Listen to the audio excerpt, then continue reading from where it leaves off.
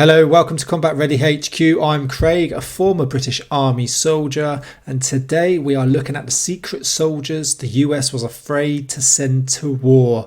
This is Jake, McNasty, McNeese. I have done a previous video on him. Seriously interesting guy. I'm looking forward to hearing this from a different perspective. Let us know what your thoughts are on this video and any previous videos. Remember to comment what you want to see next as well. Go and check out the original video in the description below. And if you could like, subscribe, give us a follow, share. I really appreciate it because it helps me to be able to put out more great content for you. What we're going to do, get into it, check out this video. Here's the story of Jake, McNasty, McNeese in a different way. Let's go. It was the night before one of the most transcendental military invasions in human history, and hundreds of C-47 sky trains darted across the English Channel, carrying thousands of brave paratroopers about to face the darkest chapter of their lives. The warplanes carried a group of paratroopers unlike any other, with mohawk haircuts and tribal face paint. The outfit, led by the rebellious and untamed Jake McNasty McNeese, laughed and joked even as their aircraft was engulfed by fierce German flak fire. As the Skytrain lost altitude, McNeese orders his men to prepare for the jump. The lights inside the cabin then turned red, and the men scrambled to their feet amid fire and thunder. As McNeese and his comrade Willie made it to the door, flak burst through the warplane's belly, hitting Willie's backpack and unraveling his parachute inside the plane. No way. Now significantly damaged, the C-37 continued to lose altitude as Willie desperately tried to gather his parachute and move away from the door so other paratroopers could jump. McNeese then jumped into the flak-lit skies over France, and the Skytrain exploded in midair only a few seconds later. Downed plane. There was no time to mourn, as McNeese and the rest of the notorious Filthy 13 outfit were now behind enemy lines in Normandy. Can you just imagine, right, how scary that is? So I've parachuted a few times, civilian and military, and it's pretty nerve-wracking when you've got kit strapped to your leg, especially military, and you're jumping from like 600 to 1,000 feet day or night. You're then going into war. You've got thousands of planes and thousands of paratroopers in the sky. It's dark, and you've got ammunition and rounds going off all around you where they're engaging you, where the enemy are engaging you, and you've got to jump out of a fully serviceable aeroplane into the night sky where the enemy are trying to shoot you down and you can't engage them back. So the balls to have to do that and be able to jump and commit out that door is absolutely insane. And with the McNeese and the mohawks and the face paint, he wanted to look different. He wanted to go into the enemy and just scare him, but he also saw that there was wet paint on the plane, so he painted in his face, and he's just one of those that likes to go and be different, go against the grain and be, go against the rules. What a lad. And they had a crucial mission to finish.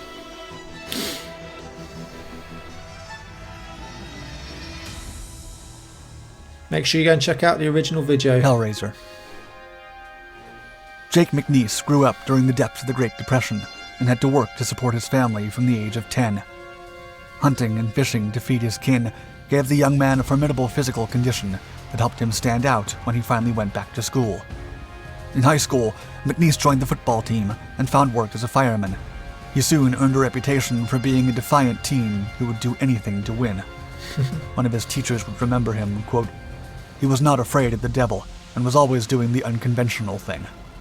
What a lad. Soon after McNeese's graduation, the U.S. entered World War II. Then, after a nasty brawl in his hometown in Oklahoma, where he beat a man to a pulp, he decided to enlist to get the police off his back. McNeese did not want to join the infantry, and instead decided to join the emerging U.S. paratrooper experiment. He figured he would be dropped deep inside enemy lines and obey no one while engaging German soldiers in hand-to-hand combat.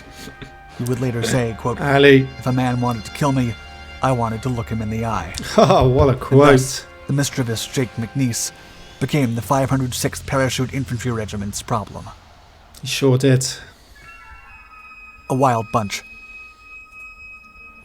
Including paratrooper units in the U.S. military was a risky and ambitious experiment, as the American authorities knew many troopers would not make it to the ground alive. The recruiter told McNeese as such when he asked to join, going as far as letting him know that only 10 out of 1,000 would-be paratroopers made it past the excruciating physical training. Still, McNasty excelled during training and quickly became the best recruit in his unit. Nice. But he was as reckless as he was fit, and soon became known around the camp for his defiant antics.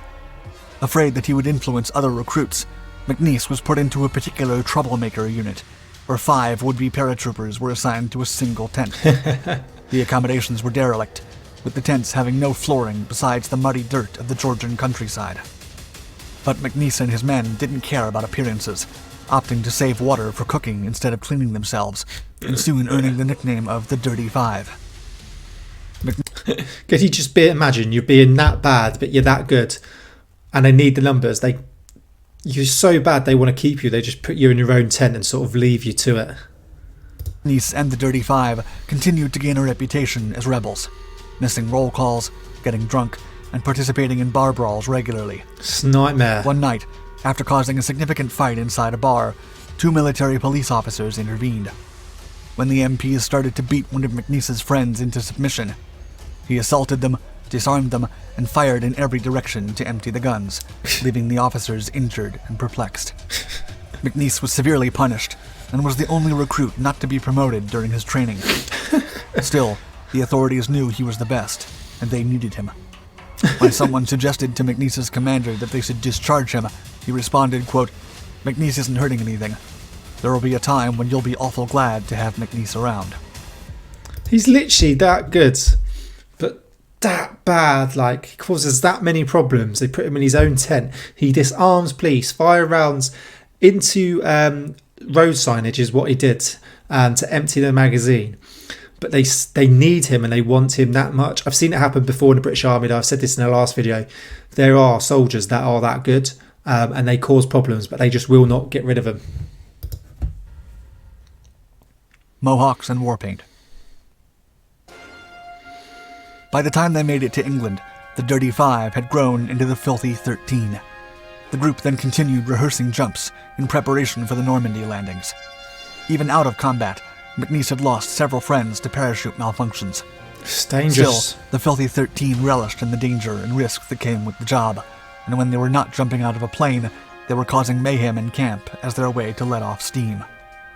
You're going to war During soon. an advanced demolition training session a few days before D-Day, McNasty set up a charge in a nearby tree that was triggered when a soldier on patrol walked by, sending the man into a panic. The top brass arrested the entire group, but they were released to take part in the Normandy operations. The 13 Setting off men a charge. had now formed a unique and feared unit. Before taking off for Normandy, the men saw McNasty wearing face paint and a mohawk haircut. He told them he was part Indian, and it was part of his cultural and spiritual heritage. The paint, he said, would be an excellent camouflage once they were behind enemy lines. In truth, only part of the story was genuine. Jake's mother was half Choctaw, but everything else was made up. Encouraged by McNasty, the men cut their hair and painted their faces. They then boarded the warplanes, sporting a daunting look that would be spread around the world as the press released images of the peculiar warriors about to be thrown into Nazi-occupied France. Yeah, just so happens that while he was doing this, there was press filming him and his men.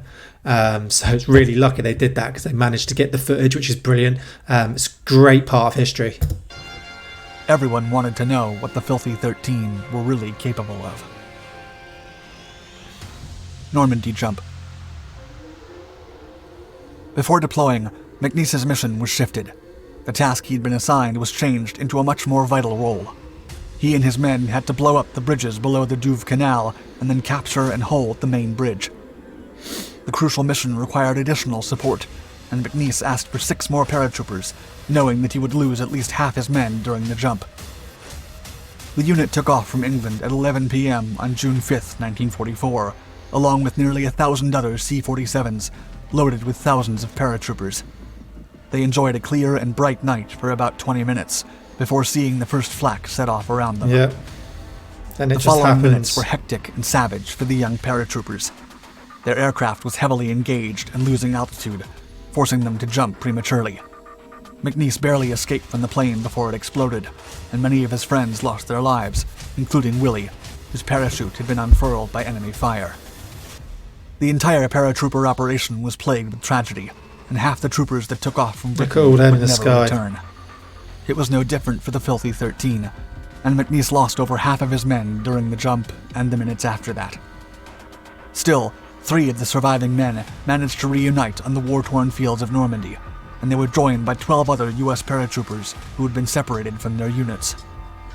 From the moment they landed, they were targeted by German soldiers, and they had to react quickly and defend themselves. The Americans identified themselves by the sound of their rifles in contrast to German fire. As such, they were able to regroup and repel the Germans. Good way of doing it, clever. You've got to remember as well, while all this is going on, McNasty hasn't actually been promoted. He's been that bad, he's still a private. Holding the bridge. What a guy. Once they were on their feet again, McNasty and his men managed to reach the main Douve Canal, blow up some smaller bridges, and move to the main bridge. The objective was to capture and hold it so it could be used by American troops. If they could not keep the crossing, they had orders to blow it up so the Germans could not use it to reinforce the beachheads. Against all odds, the Filthy 13 dug in on one side of the bridge and maintained control, preventing the Germans from crossing. Then, after 3 days of holding the bridge, under constant German fire from the other side of the canal, the US authorities decided that McNasty's unit had been wiped out and sent a squadron of P-51 Mustangs to blow out the bridge. The Mustangs swept in and destroyed the bridge, while also striking the German and US positions on each side of the canal. Such an issue with Normandy and all the landings, because so much communication was lost, so many people were lost, like soldiers. It was chaos at the beginning until everyone was able to regroup and things weren't going to plan. It's amazing that they managed to pull it back together and actually win and make it work. McNasty and his men were well dug in and survived the strike, after which they continued to defend their positions. 2 days passed, and the Germans were significantly pushed back from the beachheads. A large group of Germans was then trapped in a flooded area near where McNasty and his men were positioned. There were over 700 enemy soldiers, and McNasty had managed to assemble a team of 40. It's 40 to 70. Fortunately, the German commanders sent a messenger asking McNasty to surrender, thus avoiding a complete wipeout. However, McNasty responded by saying they would never yield, but were more than welcome to submit to them. The German officer was livid and felt insulted, so he decided to attack. McNasty then ordered his men to hold their fire until most Germans left their trenches. By now, Jake had machine guns, mortars, and all the equipment he needed for a formidable defense. Nice. Still, when the Germans were midway in their charge towards McNasty, he ordered his men to open fire. In the killing zone. The You've got onslaught to do it was at the right devastating time. for the Germans, and McNasty claims to have taken the lives of nearly 700 enemy soldiers. Stupid German commander. Continued Well done for mayhem. McNasty from getting in, waiting for him to get in the killing zone and doing it correctly. The Filthy 13 were made up of over 30 different men throughout the war, and continued to wreak havoc on the Germans while enjoying every minute of it. Despite grave injuries and incredibly antagonizing odds, McNasty survived and accomplished numerous missions. He credits his rebellious attitude and daredevil approach to his survival. I think it was. Paratroopers were already some of the best, most aggressive US soldiers in the war, and McNasty took that perception and scaled it up to become a genuinely fearsome threat to the Axis powers. McNasty's father would later comment about his son's war accomplishments, quote, "I think he was trying to build upon the idea that if they're scared of us as crazy paratroopers, well, this just makes us look crazier."